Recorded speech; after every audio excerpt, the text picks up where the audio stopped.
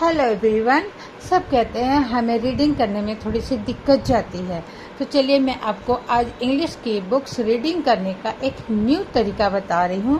Please आप ज़रा ध्यान से और मेरा पूरा वीडियो देखेंगे। अगर अच्छा लगे तो प्लीज़ मेरे चैनल को आप शेयर करेंगे, और ना भी अच्छा लगे तो भी प्लीज़ सब्सक्राइब ज़रूर करेंगे। Thank you so much.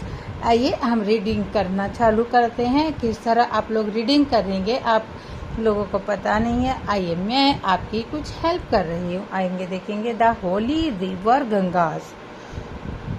ठीक है, the Ganga is the holiest river in the world. It originate from the Gangotri Glacier in the Himalayas, Uttarakhand. ठीक है, The Ganga is the holiest river in the world.